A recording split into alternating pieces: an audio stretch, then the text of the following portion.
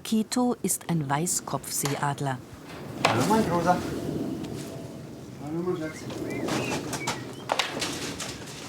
Mit den Krallen kann der Greifvogel von Roland Weber mühelos den Schädelknochen seiner Beutetiere durchdringen. Wir achten einander. Also ich mache ihm nichts, er macht mir nichts. Das Vertrauen ist da. Ich habe ihm auch noch nie Futter weggenommen.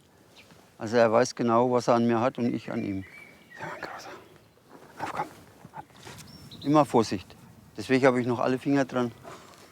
Ja, so ist fein. Heute will der Falkner mit seinem Adler an den Main fahren. Akito liebt es zu baden, aber dazu gehört auch etwas, das er gar nicht mag. Autofahren. In die Kiste reinzubringen. Weil das ist dann alles nicht so toll für ihn. Vor 5 Jahren hat Roland Weber Akito vom Züchter gekauft. Der Adler kannte nichts, reagierte panisch, obwohl er bei Menschen geschlüpft war. Hier, auf dem Hasselberg, fühlt sich Akito inzwischen sicher. Jeder Ausflug ist aber eine Herausforderung. Ruhe und Futter, das sind die einzigen Argumente, die Roland und seine Frau Karin haben, um den Vogel zum Einsteigen zu bewegen.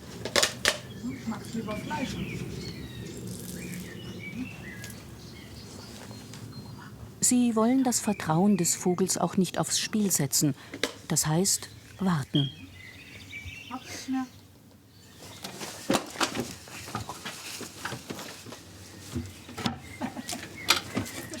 Ja. Erste Hürde. Jetzt fahren wir nach Haslach am Main und dann kann er sich austoben. Aber die Vögel tun nicht immer das, was der Mensch plant. 27 Greife leben bei Karin und Roland Weber auf dem Hasselberg im Landkreis Main-Spessart. Angefangen haben sie mit Zuchttieren. Dann kam die Idee, ihr Fachwissen könnte verletzten Wildvögeln zugutekommen. Das war der Beginn der Auffangstation. Seitdem finden Patienten wie der Turmfalke Moritz hier Zuflucht. In deine Voliere. Wenn du wüsstest, was ich mit dir vorhabe. Ja, aber nichts wert. Eigentlich kennt Moritz das schon, was jetzt kommt. Täglich muss er die Prozedur einmal über sich ergehen lassen. Als er im letzten Sommer hier ankam, war er in einem jämmerlichen Zustand. So ist fein. Ja, jetzt bist du wieder stimmig. Guck mal, komm.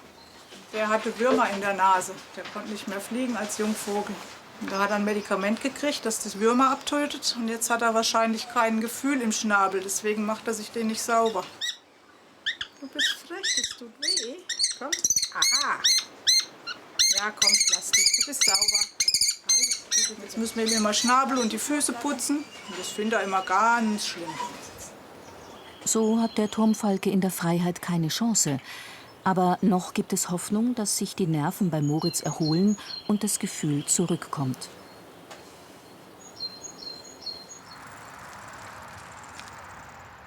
Am Main angekommen. Endlich kann der Weißkopfseeadler die verhasste Kiste verlassen. Oh, Kommst du schon? Hallo. komm. Mach mal, ne? Akito geht dort baden, wo er sich sicher fühlt. Hier war der junge Adler schon öfter, aber da war es regnerisch, keine Menschen, wenig Autos an der nahen Straße. Heute ist alles etwas anders. Ständig andere Geräusche und da muss er erst einmal fixieren, was wo ist. Roland ist der Partner für Akito. Er gibt ihm Sicherheit.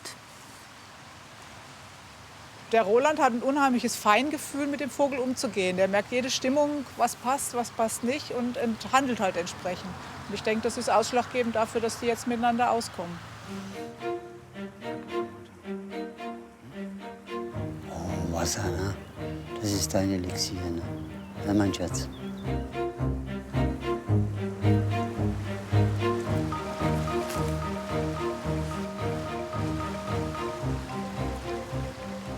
Akito ist noch nicht so weit.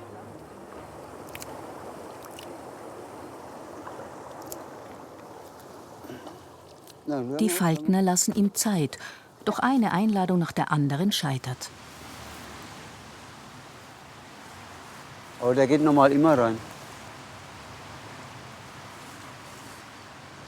Akito, komm.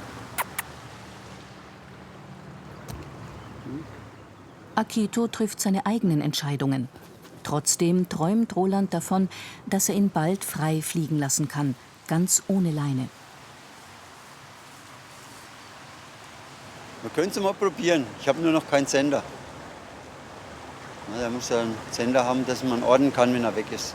Das erste Mal loslassen wird sicher viel Emotionen freisetzen. Kommt er wieder? Wie weit fliegt er? Fliegt er überhaupt? Das ist, glaube ich, schon ein großes Erlebnis. Eine Haltung auf Dauer nur an der Leine und in der Voliere ist für keinen Vogel schön.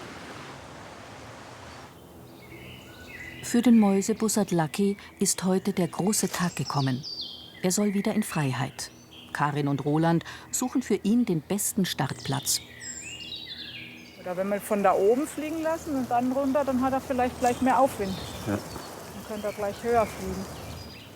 Na gut, es kommt auf den Wind an, ne? Aber westlich Ja kommt gut, er. das wissen wir nicht. Aber ich denke, von da kommt der Wind selten.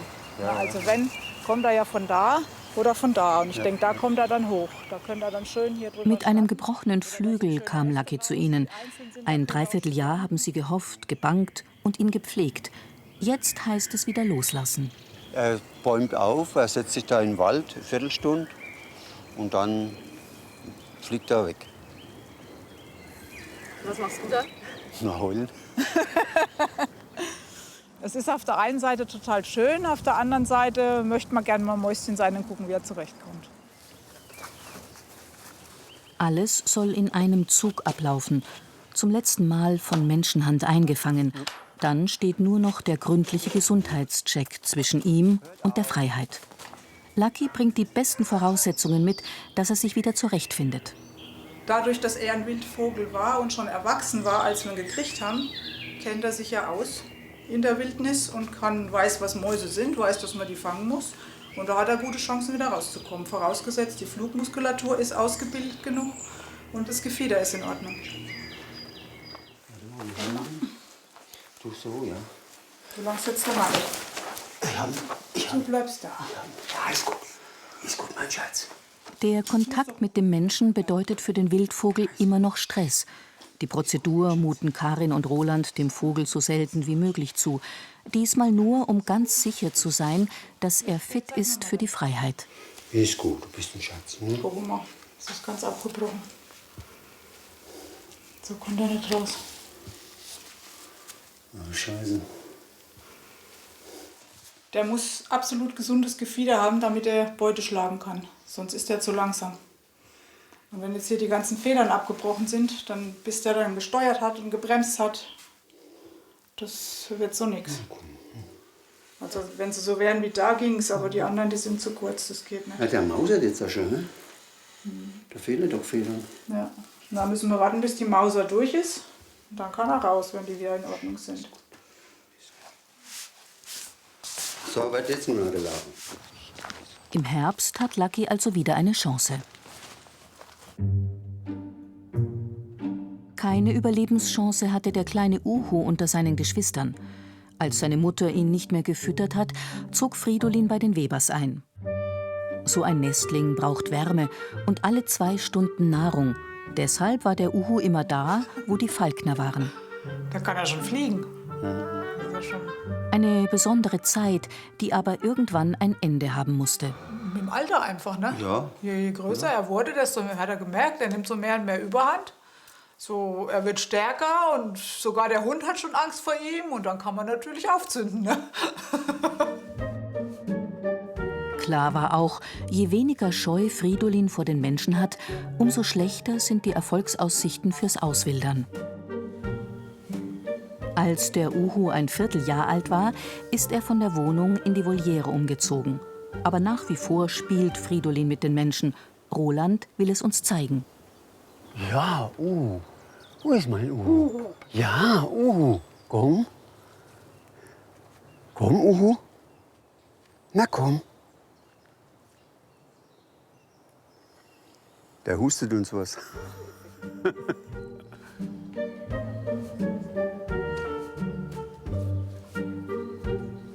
Noch einmal fordert der Falkner den Jungvogel auf.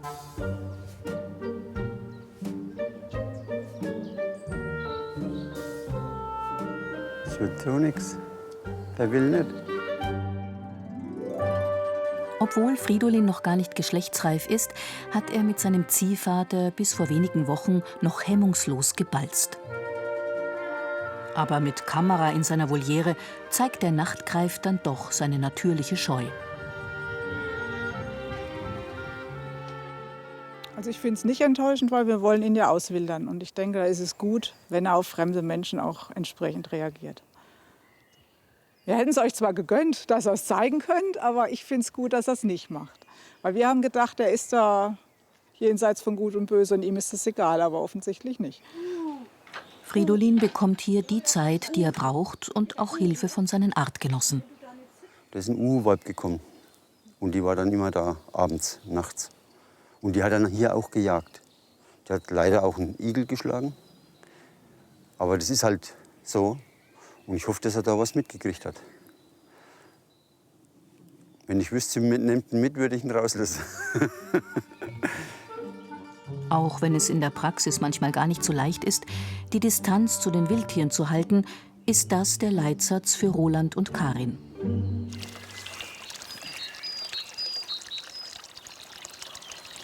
Nähe wünschen sie sich für die Zuchttiere wie den Weißkopfseeadler Akito. Zu Hause am Teich, neben seinem Falkner, fühlt er sich dann doch so wohl, dass er baden geht, trotz Kamerateam.